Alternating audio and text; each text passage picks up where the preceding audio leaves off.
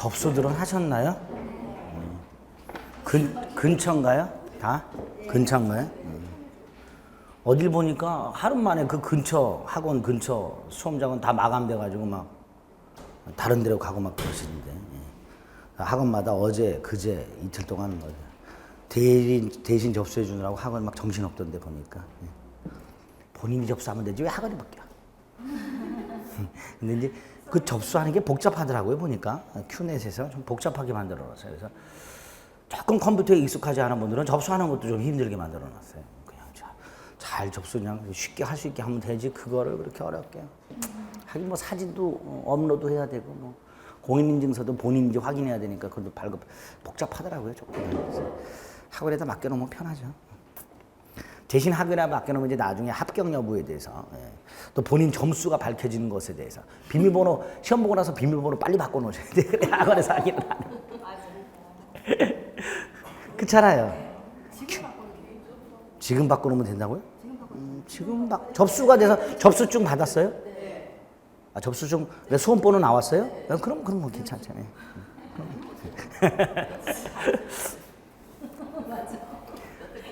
학원에서 설마 그러지는 않겠지만 옛날에 그 재미삼아 한번 확인해 볼까 그런 생각을 한 적이 있어요. 누가 몇 점 받았는지.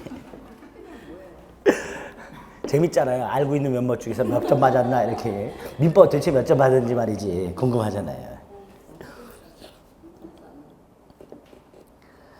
자, 이제 접수증 이게 수험표가 나와 있을 거예요. 수험표. 수험번호 딱 나와 있고 본인 사진이 딱 박혀 있는 게 있을 겁니다. 그거를 이제 책상에다 딱 붙여놓고 꾸깃꾸깃 해놓지 말고 딱. 네? 그거 접수하면 바로 줘야죠. 접수하면. 아니, 갖고 계셔야 돼. 잊어버리지 마세요. 책상에 붙여놓으라고 주는 거예요. 그러니까. 아니, 책상에 딱 붙여놓고 그게 심장이 떨려야 공부를 하는 거예요. 그걸 바라보면서 공부하는 거예요. 그거를 자꾸 바라보세요. 그래야 그걸 보면은 졸리다가도 눈이 퍽 뜨이고 눕고 싶다가도 일어나게 되고 그렇게 되는 거예요. 밤새워보자 이런 생각도 들게 되고 그러는 거예요. 바라봄의 법칙이라고 알죠? 바라보면서 공부하는 거예요. 꾸깃꾸깃 해놓지 마시고 딱 붙여놓으세요. 저당권.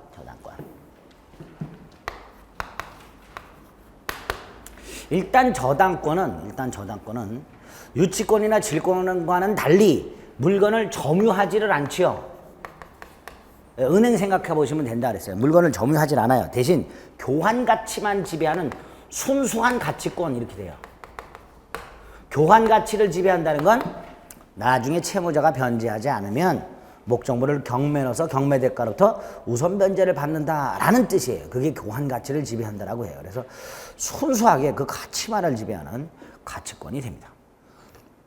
따라서 점유를 하지 않기 때문에 다른 방법으로 내가 저당권자라는 걸 공시해야 돼요.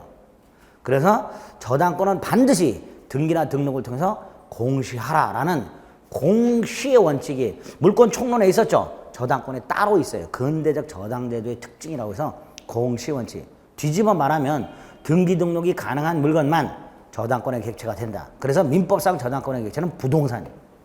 단 371조에서 지상권, 전세권도 저당권의 객체로 할 수 있도록 해놨습니다. 또 특별법을 통해서 등기 등록이 가능한 동산도 예외적으로 저당권의 객체가 될 수 있도록 해놨습니다. 어쨌든 등기 등록이 가능한 것만 저당권의 객체가 된다 이렇게 생각하셔야 돼요. 자, 이러한 저당권을 어떻게 성립하는가?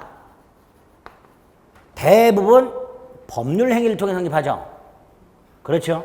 99.99% 법률 행위를 통해 성립하는데 이때 법률 행위가 두 개가 필요해요. 하나가 채무자와 채권자 사이에 돈을 빌려주는 계약, 소비대차 계약. 이게 원인이 되는 거죠. 이거 원인 계약이라고 합니다. 이 원인 계약이 터져만 저당권 설정 계약을 하게 되는데요. 이 설정 계약의 당사자는 설정자하고 저당권을 취득하고자 하는 자가 이 설정 계약의 당사자예요. 이때 설정자는 꼭 채무자가 아니어도 돼요. 채무자 또는 제3자. 이때 제3자를 물상보증인이라고 부르죠. 물상보증인은 채무자가 아니에요. 따라서 저당권자는 나중에 물상보증인에게 변제를 청구할 수는 없습니다. 물상보증인은 채무자가 돈을 못 갚으면 목적물만 날리면 돼요. 이런 걸 채무 없는 책임이라고 합니다. 어쨌든 저당권 설정자는 원칙이 채무자고 예외가 제3자가 아니라 채무자 또는 제3자 이렇게 됩니다. 반면에 부종성 때문에 저당권자는 채권자여야 돼요. 따라서 우리 대법원에 할 때 제3자가 저당권자로 등기돼 있다. 그 등기는 무효가 된다. 이게 원칙이에요. 근데 아주 예외적으로 채무자와 채권자와 제3자 사이에 합의가 있고 첫 번째 요건. 두 번째로 채권이 실질적으로 제3자에게 귀속되는 경우. 돈 받으러 돌아다니는 놈이 제3자. 그래서 다른 사람들이 봤을 때 그 제3자가 채권자처럼 보여. 이런 경우. 이런 경우에는 예외적으로 제3자 명의 저당권 등기도 유효하다. 예외적으로.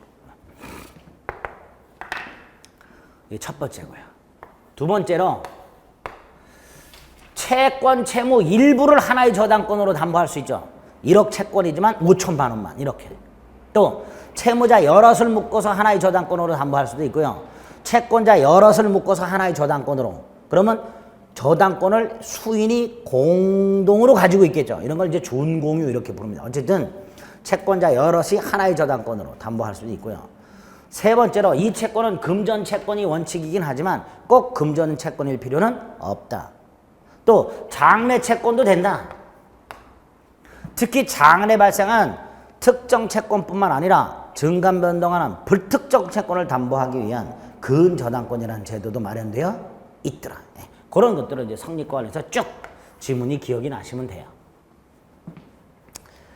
이렇게 법률 행위를 통해 성립하는 게 보통이지만 아주 예외적으로 두 가지가 있어요. 하나가 666조 부동산 공사 수급인의 저당권 설정 등기 청구권. 건물 공사한 사람이 도급인한테 나 이 건물에다 저당권 설정해달라. 저당권 설정 등기 청구권이 있습니다. 근데 이거 형성권이 아니라 청구권이에요. 그래서 별 의미가 없는 거고요. 649조 법정 저당권이 있어요. 토지 임대인이 변제기를 지난 최후 2년 차임 채권. 임차인이 차임을 안 주고서 몇 년분이 됐다? 2년분이 됐다. 그런 뜻이에요. 이렇게 변제기를 경과한 최후 2년 차임 채권에 의해서 토지 위에 있는 임차인 소유 건물을 압류하게 되면 그걸 저당권으로 봅니다. 근데 요거는 분명히 저당권으로 등기가 안 돼 있죠. 압류권자로 등기돼 있어요. 그럼에도 불구하고 저당권으로 보니까 아까 저당권에 있었던 공시원칙의 예외 이렇게 되겠죠. 그리고 법정 저당권은 공시원칙의 예외라는 거를 기억하시면 돼요.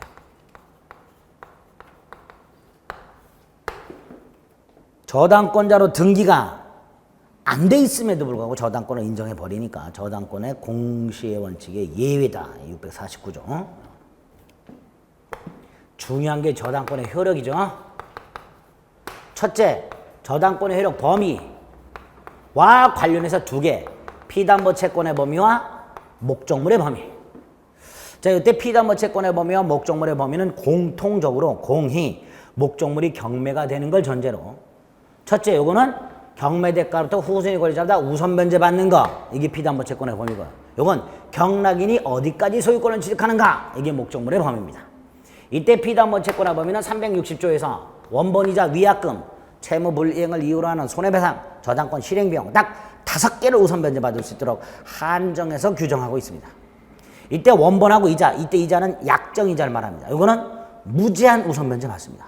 반면에 위약금은요, 당사자가 돈을 빌려줄 때 요 계약을 할 때 특약을 해요. 뭐라고 특약을 하냐?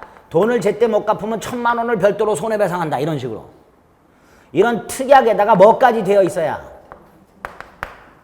등기까지 되어 있어야 배당을 받습니다.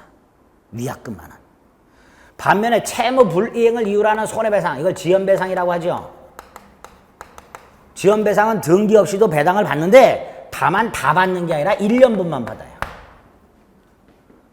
원본의 이행기를 경과한 후 1년분만 받습니다. 이때 이 1년의 뜻, 1년의 의미. 이 1년의 의미는 저당권자가 후순위 권리자보다 1년분만 우선 변제 받는 거죠. 그러니까 저당권자의 제3자에 대한 제한이에요. 근데 이렇게 규정을 해놨더니 채무자가 저당권자에게 나 1년분만 갚겠다. 요래고 자빠졌어. 이거 된다 안 된다? 안 된다. 그런 건 우리가 전문용어로 자빠졌다 그러는 거야. 그러니까 요 360조에서 원본의 이행기를 경과하는 1년분에 하나한다라는 제한은, 자, 표현, 판례의 표현, 저당권자의 제3자에 대한 제한이다. 채무자가 저당권자에게 대항할 수 있는 것이 아니다. 채무자가 저당권자에게 나 연체이자 1년분만 갚겠다라고 주장할 수 있는 것을 정한 것은 아니다. 그 의미, 1년의 의미. 말이 좀 어려워요. 예? 의미가 어려운 게 아니라 말이 어려워요. 쉬운 거예요. 저당권자가 후순위 권리자다 1년분만 우선 변제 받는다. 이해되죠? 채무자가 저당권자에게 나 1년분만 갚겠다. 못한다. 이해되죠? 근데 말은 그렇게 안 나오고, 자빠졌다 이런 거 안 나오고, 저당권자의 제3자에 대한 제한을 의미할 뿐, 채무자가 저당권자에게 대항할 수 있다는 것을 의미하는 것은 아니다. 이런 식으로 나오고, 지문이. 무슨 말인지 아시겠죠? 그렇게. 이렇게 설명드리면 이정환이 어렵게 강의한다고 뭐라 하세요? 이해 쉽게 말씀드리고 그게 요렇게 판례로 나온다고 말씀드리는 건데, 앞에 거는 이해해놓은 걸 까먹은 다음에 이게 생각이 안 난다고 저한테 막 뭐라 그래. 그러지 마세요. 머리 넣으세요. 네, 그런 의미다. 마지막으로 저당권 실행비용 우선 변제 받죠. 근저당권하고 구별하셔야 되죠. 근저당권은 판례가 뭐라 그래요? 근저당권 실행비용은 최고액에 포함되지 않는다. 예? 담보되지 않는다 이런 뜻이에요. 근저당권 실행비용은 최고액에 포함되지 않는다. 그건 판례예요. 따로 기억하셔야 돼요. 그러나 저당권 실행비용은 우선 변제 받을 수 있다. 담보된다. 그 다음에 목적물의 범위. 일단 기본적인 목적물이 토지 건물이에요. 그런데 우리 민법은 토지 건물에 부합물 종물에도 저당권의 효력이 미쳐요. 이때 부합물은 토지 건물의 일부. 그러나 종물은 독립한 물건. 임에도 불구하고 저당권의 효력이 미쳐요. 그러니까 토지 건물을 경락받은 사람은 뭐도 취득한다. 부합물, 종물도 취득한다. 첫째, 이 부합물 종물은 여기에 저당권이 설정될 당시의 부합물 종물이든 저당권 설정 후의 부합물 종물이든 묻지 않는다. 그렇죠? 두 번째로 부합물 종물에도 저당권의 효력이 미친다는 민법의 규정은 임의 규정이다. 당사자들은 계약을 맺을 때 부합물 종물에 저당권의 효력이 미치지 않도록 정할 수 있다. 세 번째로 부합물과 관련해서 증축 기억하자. 갑소유 건물에 저당권이 설정돼 있고 그 다음에 증축이 됐고 증축한 부분이 기존 건물에 부합이 됐다. 그럴 때는 기존 건물에 설정된 저당권의 효력은 부합된 증축 부분의 효력이 미치므로 기존 건물에 설정된 저당권 실행 경매 당시에 경매법원이 설령 증축 부분을 경매 목적물로 평가하지 않았다 하더라도 경락인은 증축 부분의 소유권을 취득한다. 부합. 반면에 기존 건물 옆에 독립한 건물을 부합물로 볼 수 없는 독립한 건물을 경매법원이 깜빡하고 기존 건물 부합물로 보고 기존 건물 저당권 실행 경매 당시 이것도 함께 경락 허가 결정을 했다 하더라도 경락인은 소유권을 취득할 수가 없다. 기억하자. 반면에 종물은 주된 권리, 종된 권리 기억하자. 갑소유 땅에 을이 건물을 갖고 있고 땅에 대해서 지상권이나 임차권을 갖고 있을 때에는 이 건물에 설정된 저당권의 효력은 어디에도 미친다. 건물 소유를 목적으로 하는 지상권 또는 임차권에도 미친다. 전유 부분에 설정된 저당권의 효력은 어디에도 미친다. 대지 사용권에도 미친다. 그래서 전유 부분을 경락받은 사람은 대지 사용권도 취득한다. 이렇게. 이게 첫 번째에서 기억하셔야 돼요. 두 번째로 목적물로부터 발생하는 과실에는 저당권의 효력이 미치지 않는다. 다만 이 목적물 자체가 압류된 후에는 저당권의 효력이 미친다. 마지막으로 이 목적물이 멸실훼손 공용징수됐다.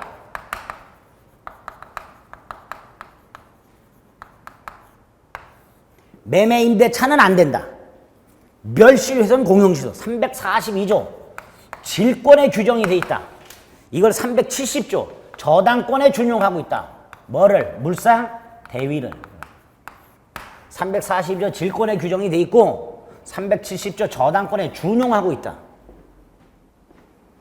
목적물이 멸실훼손 공용지수되면 그 목적물의 물권 다 소멸하는 게 원칙이다. 저당권도 소멸하는 게 원칙이다. 그러나 가치 변형물이 남는 경우 그 가치 변형물 위에 저당권 효력이 그대로 미친다. 우선 변제받기 위해서. 이때 물상대의하는 방법 및 언제까지 해야 되는가. 이 가치 변형물이 채무자에게 지급이 되기 전에 또는 배당이 되었을 때는 경매가 될 때는 배당 요구 종기까지 요 경우에는 압류를 하고 추심이나 전부명령을 통해서 요거는 배당을 요구하는 방법을 통해서 물상대의권을 행사하여야 한다. 만약에 저당권자가 이 멸실훼손 공용지수된 목적물에 저당권자로 등기가 되어 있다. 이 사실만으로는 물상대의 할 수가 없다. 우선 변제 받지 못한다. 적극적으로 물상대의권 행사하여야 한다. 첫째, 압류는 꼭 저당권자가 할 필요가 없다. 두 번째, 이게 제3자에게 넘어갔다 하더라도 보상금 청권 따위가 제3자에게 양도나 제3자가 먼저 전부명령을 받아서 이전을 받았다 하더라도 그 사람에게 직접 지급이 되기 전까지는 여전히 물상대의 할 수 있다. 근데 이거를 여전히 취급할 수 있다. 이렇게 나오죠. 보상금 청권 따위가 제3자에게 이전되었다 하더라도 제3자에게 지급되기 전에는 여전히 취급할 수 있다. 지급 전까지는. 두 가지 기억하시면 돼요. 그렇죠? 그런데 이따위로 안 했다면 더 이상 우선 변제를 받을 수는 없다. 이렇게 적극적으로 이런 물상대의권 행사하여야 한다. 이렇게 되겠죠. 이게 첫 번째 효력에서 기억하셔야 될 거예요. 두 번째로 366조하고 365조가 있는데 366조는 지난번에 지상권 할 때 다 말씀을 드렸습니다. 토지 건물이 존재하고 동일한 소유자인 상태에서 저당권이 설정이 되고 이걸 지켜줘야 되죠. 저당권 설정 당시에 토지 건물이 존재하고 소유자가 동일할 것. 요건에 그 저당권이 실행되는 경우 건물 소유자가 취득하게 되는 그런 지상권을 366조 법정상. 반면에 나대지의 저당권이 설정이 되고 건물이 지어졌을 때는 법정상권 인정 안 되니까 건물이 철거된다. 이때 토지 저당권자가 건물까지 일괄경매할 수 있다. 이 360조. 의 건물 없는 땅에 저당권이 설정된 후에 토지 소유자인 저당권 설정자가 건물을 축조하고 소유하고 있을 때 토지 저당권자는 토지만을 경매할 수도 있지만 건물까지 함께 경매할 수 있는 권리. 그게 일괄 경매권이다. 건물 철거를 막기 위해서. 요건은 의의를 쪼개면 된다. 나대지에 저당권이 설정되어 있을 것. 두 번째, 토지 소유자인 저당권 설정자가 축조하고 소유하고 있을 것. 그게 법인데 판례는 아니다. 확대된다. 제3자가 축조한 경우라 하더라도 나중에 저당권 설정자에게 소유권이 귀속이 되어 있다면 일괄경매할 수 있다. 하나 더 추가. 반대로 제3자가 축조하고 소유하고 있는 경우 설정자 갑이 축조했지만 제3자에게 소유권을 넘겨준 경우 이럴 때는 일괄경매할 수 없다. 이렇게 되죠. 세 번째, 성질. 권리이지 의무는 아니다. 따라서 토지만을 경매할 수 있다. 두 번째, 토지만을 경매해서 전부 변제받을 수 있다 하더라도 건물까지 일괄경매할 수 있다. 민사집행법에서 금지하고 있는 과잉경매에 해당하지 않는다. 효과, 토지 건물을 일괄경매했을 때 두 가지. 법원은 동일인에게 매각 허가 결정을 하여야 한다. 두 번째, 건물 경매 대가에서는 우선 변제받을 수 없다. 그리고 판례 하나. 우리 지난주에 봤던 갑소유 땅에 갑소유 건물 토지의 저당권, 건물에도 저당권, 그리고 저당권자가 동일인, 공동저당. 저당권자가 다르면 이거 공동저당? 아니에요. 저당권자가 같다. 이 상태에서 건물이 철거되고 신축, 건물 저당권은 사라지고 토지 저당권만 남았죠. 이럴 때 토지 저당권이 실행하여 토지와 건물의 소유가 달라지더라도 건물을 위한 법정상권은 성립하지 않으니까 요 토지 저당권자는 나중에 토지만을 경매할 수도 있지만 건물까지 일괄 경매할 수 있다. 예? 법정 사건 인정 안 되니까 요때도 일괄경매가 인정. 예, 일괄경매 인정.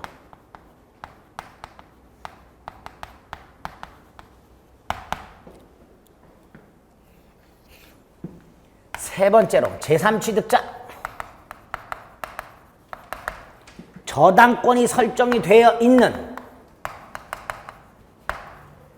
부동산에 대해서 소유권, 지상권, 전세권을 취득한 자. 뭐를 인수하지 아니한 채? 채무를 인수하지 아니한 채. 저당권에 의해서 담보되는 부동산에 대하여 채무를 인수하지 아니한 채 그 부동산에 대해서 소유권, 지상권, 전세권을 취득한 자. 따라서 물상보증인 아니야. 후순위 권리자 아니야. 세 사람. 그 중에 특히 소유권 취득한 사람을 생각을 하시잖아요. 나중에 저당권이 생기면 소유권을 상실하게 되죠. 그러니까 얘를 보호하자. 첫째, 경매인이 될 수 있다. 두 번째, 채무를 인수하지 않았기 때문에 변제 의무는 없다. 대신 변제권이 있다.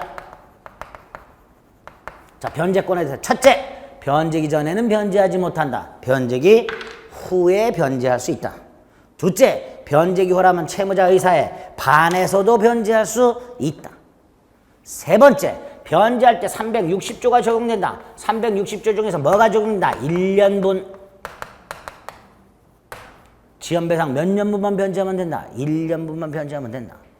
네 번째, 값 대신 갚았으니까 값한 때 내놔라! 뭐 할 수 있다? 구상할 수 있다. 세 번째, 목적물에 지출한 비용을 가장 먼저 배당받는다. 단 요 비용은 소유권, 지상권, 전세권을 취득한 후에 지출한 비용이어야 한다. 따라서 갑소유 건물에 저당권이 설정이 되어 있는데 을이 증축 비용이 있겠죠? 그리고 을이 증축한 부분을 부합시킨 다음에 전체에 대해서 지분권을 취득. 그럼 을은 저당권이 설정된 부동산에 대해서 소유권을 취득했죠. 제3취득자. 그런데 나중에 이게 경매가 됐다. 이때 이 을이 이 경매 대가로부터 요 증축 비용을 우선 변제 받을 수 있는가? 우선 변제 받을 수 있다 없다? 없다. 왜 없냐? 소유권을 취득하기 전에 지출한 비용이다. 저당권이 설정이 되는 건물에 대한 공유 지분권이라는 소유권을 취득하기 전에 지출한 비용이니까 우선 변제 받을 수 없다. 저당권 침해에 대한 구제. 첫째, 저당권 침해는 뜻이 뭐냐? 담보 가치가 감소하는 거다. 아파트에 저당권이 설정돼 있다. 소유자가 그거를 임대한다. 저당권 침해돼야 안 돼요. 담보 가치 감소돼야 안 돼요. 안 되죠. 그건 저당권 침해가 아니에요. 저당 목적물을 용도에 따라 사용 수익하는 거 저당권 침해가 아닙니다. 반면에 나대지에 설정자가 건물을 지어. 나대지에 저당권이 설정된데 건물을 지어. 담보 가치 감소돼야 안 돼요. 되지요. 나대지와 대지는 어떤 게 담보 가치가 더 크다? 나대지가. 그러니까 나대지에 저당권을 설정했는데 거기다가 설정자가 건물 짓는 것은 나대지, 저당권이 설정된 목적물의 담보 가치를 감소시키는 거니까 저당권 침해에 해당한다. 이렇게 됩니다. 그런데 저당권은 물권이니까 침해 원인 불문, 손해 발생 불문 뭐가 인정된다? 물권적 청구권. 침해 원인 불문, 손해 발생 불문 일단 물권적 청구권 인정되는데 물권적 청구권 중에서 뭐는 안 된다? 반환 청구권 인정 안 된다. 첫째. 반환 청구권 인정 안 된다. 따라서 저당 목적물에 있는 부합물이나 종물이 누군가에서 분리 반출됐대. 분리 반출 금지 청구할 수 있다. 방해 제거 청구. 그러나 일단 분리 반출 돼버리면 반환 청구할 수 없다. 없는데 원래 장소로의 원상 회복을 청구할 수는 있다. 이때 원래 장소의 원상 회복 청구는 실질은 반환 청구이지만 판례는 반환 청구이라 하지 않고 방해 제거 청구의 일종이다. 이렇게. 세 번째로 1번 저당권이 소멸했음에도 불구하고 말소가 안 되고 있다. 그래서 2번 저당권이 순위가 못 올라가고 있다. 2번 저당권자 말소 청구할 수 있다. 유해 등기 말소 청구. 이것도 저당권 침해에 대한 물권적 청구권이다. 두 번째, 침해자의 고의과실이 있고,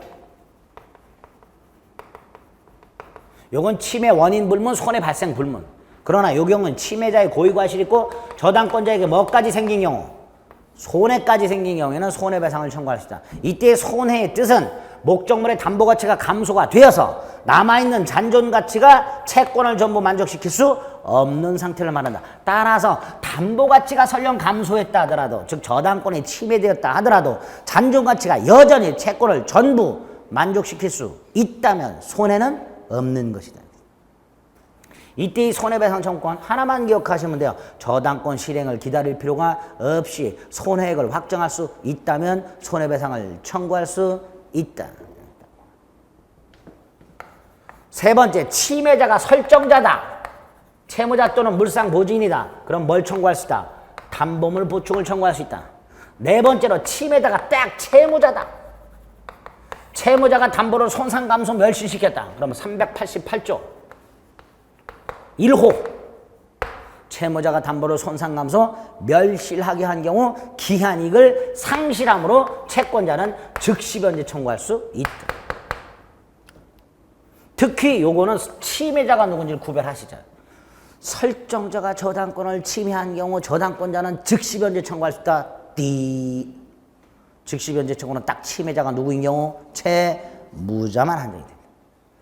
마지막으로 요 손해배상 청구권, 담보물 보충 청구권, 즉시 변제 청구권의 관계. 담보물 보충을 청구한 경우에는 즉시 변제 청구할 수 없고, 담보물 보충을 청구한 경우에는 손해배상도 청구할 수 없다. 반면에 즉시 변제를 청구한 경우에는 담보물 보충을 청구할 수는 없으나 손해배상을 청구할 수는 있다. 그래서 담보물 보충 청구권은 즉시 변제 청구권이나 손해배상 청구권과 함께 행사할 수는 없다. 예? 여기까지가 저당권의 효력에서 여러분들이 기억하실 네 가지 전부예요. 어려운 것 같아도 별거 없어요. 어디까지 했나? 제목이 3번의 효력이구나. 자, 이렇게 취득한 저당권을 중간에 처분하거나 나중에 돈을 갚으면 저당권이 소멸하는 과정을 거치겠죠. 자, 이때 이 처분양도 갑소유 땅에 을이 저당권 갖고 있다. 이것만 갖고 있는 게 아니죠. 채권도 갖고 있죠. 이때 채권과 저당권은 분리양도할 수 없다. 양도는 함께 하는 거다. 그래서 항상 저당권 및 저당권에 의해서 담보되는 채권, 이걸 지문에 뭐라고 나오죠? 저당권 부채권. 뭐라고 나온다고요? 저당권 부채권. 그래서 저당권 및 저당권 부채권을 함께 양도 이렇게 나와요. 이럴 때 이건 부동산 물권이니까 186조에 터져봐 이전 등기해야 되죠. 무슨 등기로 합니까? 부기 등기로. 채권 양도는 어떻게 돼요? 갑에게 알려줘야 되죠. 그래야 나중에 갑이 병한테 돈을 갚을 거 아니에요. 그렇죠? 그러니까 요 합의는, 양도와 관련된 합의는 저당권 양도인과 양수인 사이 합의만 있으면 충분하고 갑한테는 통지만 하면 되니까 채무자와의 합의까지는 필요가 없다. 요거 하나 하고, 두 번째로 이 상태에서 돈을 갚았다. 그럼 저당권 말소돼야 된다. 누구를 상대로 말소를 청구하는가? 현재 저당권자인 병, 양, 수인을 상대로 말소 등기를 청구하되 양수인 이름으로 되어 있는 부기 등기 말소 청구가 아니라 을의 이름으로 되어 있는 설정 등기, 즉 주등기 말소 등기를 청구하고, 그래서 을의 이름으로 되어 있는 주등기가 말소가 되면 병의 이름으로 되어 있는 부기 등기는 알아서 말소된다. 예?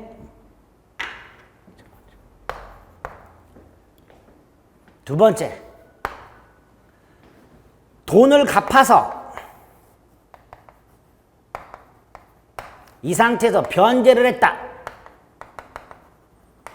저당권은 말소 등기 없이 소멸하고 등기는 무효가 된다. 무효가 되죠. 예? 네? 말소 등기 없이 저당권을 소멸하니까 돈 갚는 순간 저당권은 말소 등기 없이 소멸하니까 감돈 순간부터 말소가 될 때까지는 무효 등기. 그런데 두 가지. 첫째, 이게 무효임에도 불구하고 말소가 안 되고 있는데 의뢰 채권자가 이걸 발견했어요. 을이란 놈 가백에 받을 돈이 있네. 잽싸게 법원에다가 압류 및 전부 명령을 신청해서 법원도 속았어요. 이게 진짜인 줄 알고. 그래 네가 가져가라. 그래 부기 등기로 이전 등기되고 채권도 압류 통지서가 얘한테 딱 날아갔어요. 저당권 부활한다 안 한다? 부활하지 않는다. 등기인 공신력 인정 안 되니까. 첫 번째. 두 번째로 이 상황에서 이 무효인 상황에서 을이 또다시 돈을 빌렸다. 유용할 수 있다. 병이 똑같은 액수를 빌려줬다. 유용할 수 있다. 다만 유용 전에 등기부상 이해관계 있는 제3자가 있을 때는 유용할 수가 없다. 여기까지. 자. 마지막으로 저당권 소멸 관련된 사유 중에 변제 말고 뭐가 또 있어요? 비담보 채권의 소멸시효의 완성. 비담보 채권의 소멸시효가 완성되면 저당권도 당연 소멸한다. 예? 그래서 저당권만 별도로 소멸시효에 걸리지 않는다. 꺼지. 일반 저당권 내용입니다. 이제 그 다음에 특수저당권, 근저당권과 공동저당권 보시면 돼요. 여기까지를 먼저 보겠습니다. 여기까지를.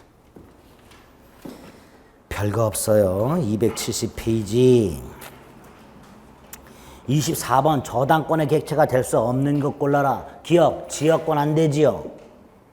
왜 안 돼요? 일단 371조에서는 지상권하고 저당권만, 전세권만 저당권의 객체로 할 수 있도록 돼 있고, 나아가 292조 2항에서는 지역권은 요역지와 분리하여 다른 권리의 목적으로 하지 못한다. 이렇게 놨습니다. 요역지와 분리해서 다른 권리의 목적으로 하지 못한다의 뜻은 지역권에만 저당권을 설정할 수는 없다. 그런 뜻입니다. 안 되지요? 니은 되고 디귿 되고 리을 되지요? 공유 지분도 되지요? 그러나 토지 일부는 안 되지요? 나아가 명인 방법은 안 되죠. 명인 방법으로 저당권을 설정할 수는 없다고 그랬습니다. 25번 저당권의 객체가 아닌 거 또 나왔어요. 4번. 특히 토지 저당권은요. 토지의 부합물 종물에도 효력이 미치지만 토지 위에 건물, 임목, 명인 방법 갖춘 수목, 숨어있던 미분리 과실, 농작물, 미채공 강물 여기에 대해서는 토지 저당권의 효력이 아예 미치지 않는다. 요거까지 같이 기억을.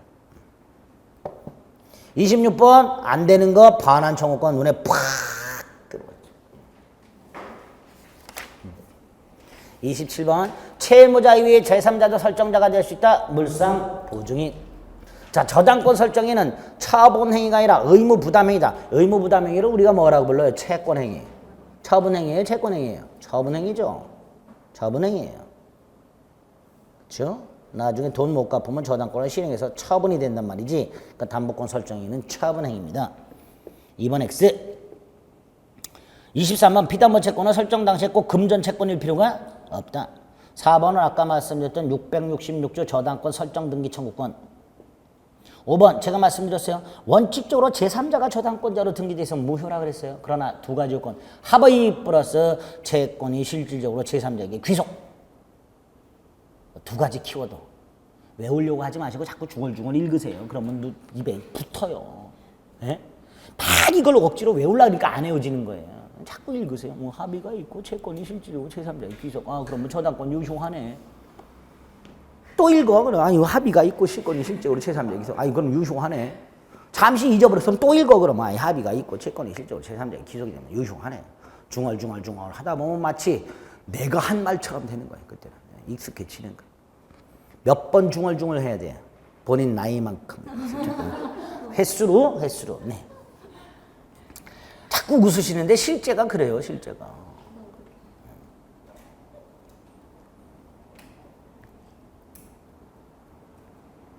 제가 지금 알고 있는, 제가 강의 나가고 있는 학원에서 최고령이신 분이 67이 있으세요.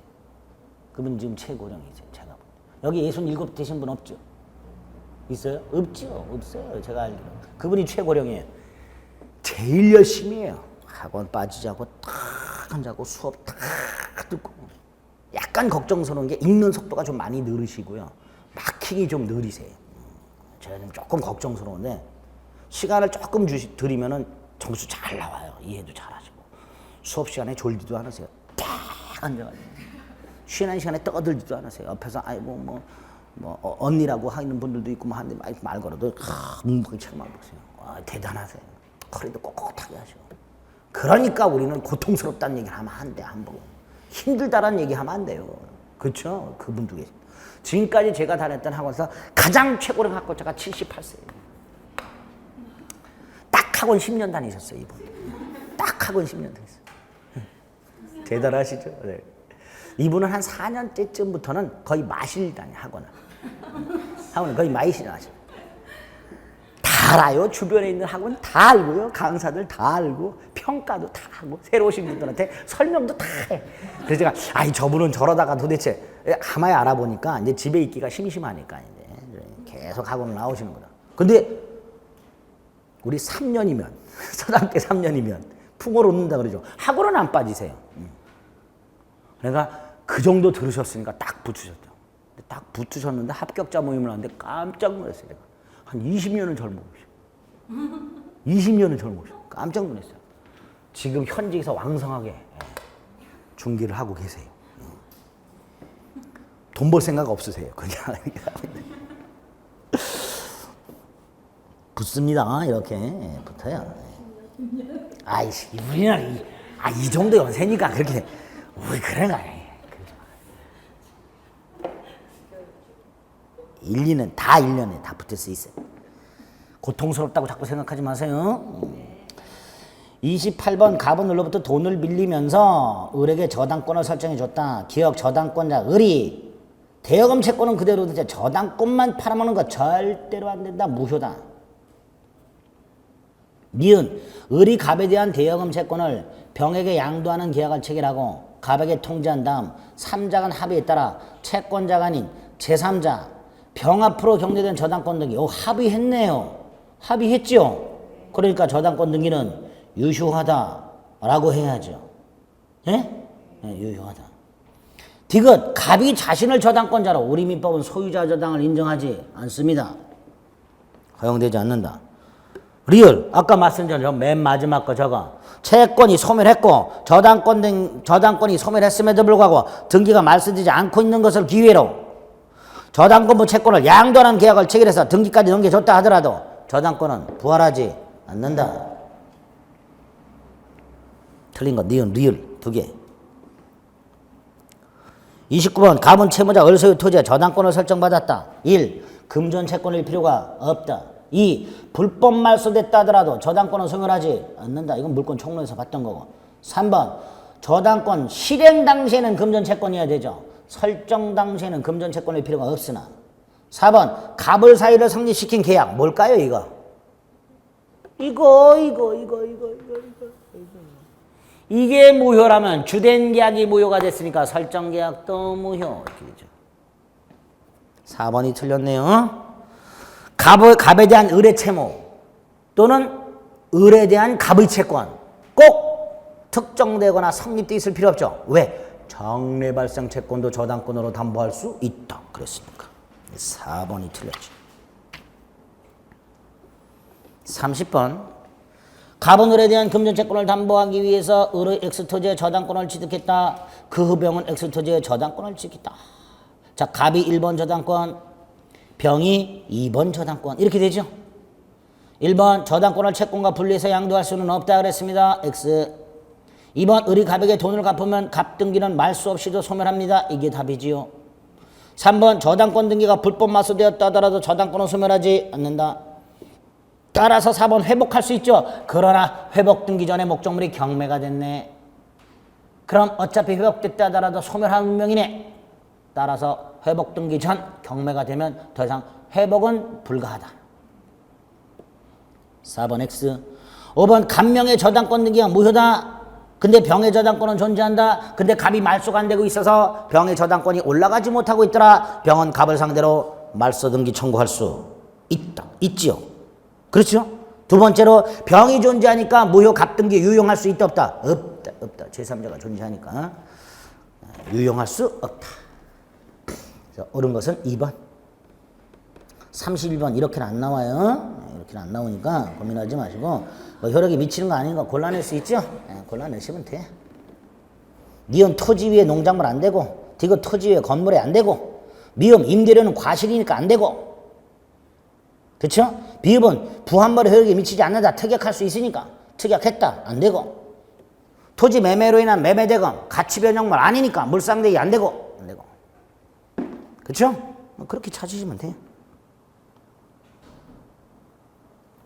기억은 어때요? 제3자가 권언 없이 심은 수목은 토지에 부합된다 그래요. 31번 형태로는 안 나오니까 이런 형태로는 절대로 안 나옵니다. 이런 형태로. 혹시나 하면 어떡할까요? 고르면 되지 뭐 그죠? 안 나와요 이렇게. 자 32번에 1번 저당권 설정자가 목적물로부터 수취한 과실 전부에서 저당권의 혈액이 미친다. 과실에는 미치지 않는다.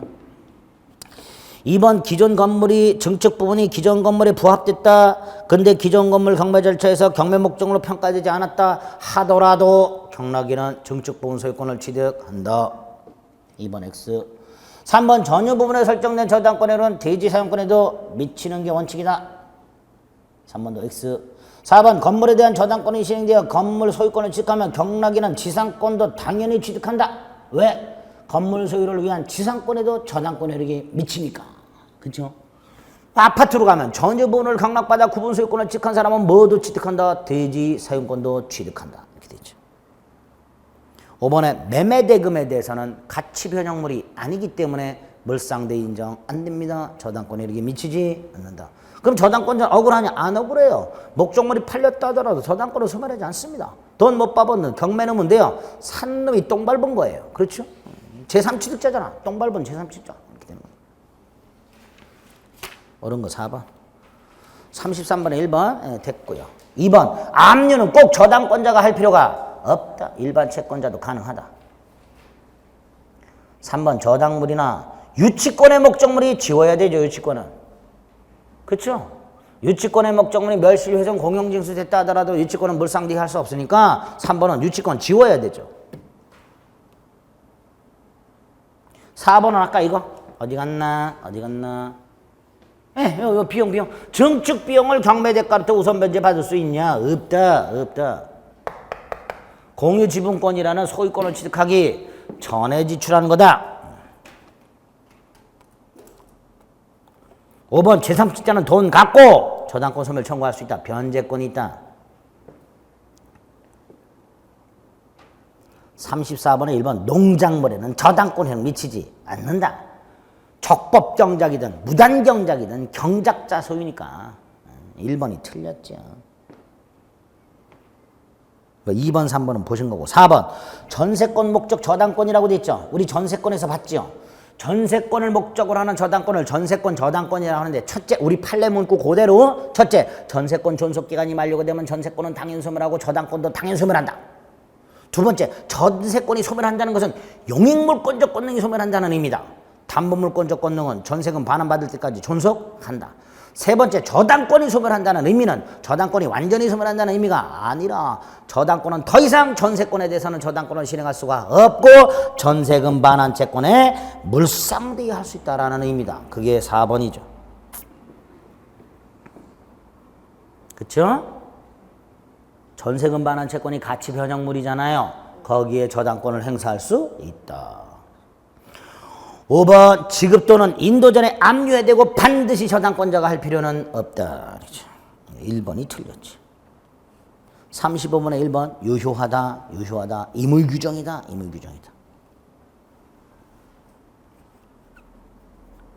2번 보세요. 저당 목적물의 변형물인 금전 따위를 일반 채권자가 압류했어요. 괜찮죠? 꼭 저당권자가 압류할 필요 없다 그랬으니까 저당권자는 물상대기 할 수 있다. 3번 건물에 설정된 저당권에는 설정 후 증축된 건물물인데 가로 안에 뭐라고 돼 있어요? 독립물로서 효용을 갖지 못하니까 부합됐지요. 저당권 혜택이 미친다. 4번 토지 저당권 혜택이 건물에 미치는 경우는 없습니다. 일괄 경매가 인정된다 하더라도 건물 경매 대가로부터 우선 변제를 받을 수 없기 때문에 건물에 혜택이 미치는 건 아닙니다. 5번은 느닷없이 저당물 보존 비용이 여기서 왜 나와요? 그쵸? 원범, 이자, 위약금, 지연배상 1년분, 저당권, 실행비용. 됐죠? 여기까지가 이제 목적물의 부험이 이렇게 나오게 되는 거예요. 36번부터는 또 잠시 좀 쉬었다가 풀어보겠습니다. 아, 이거 문제 너무 많아.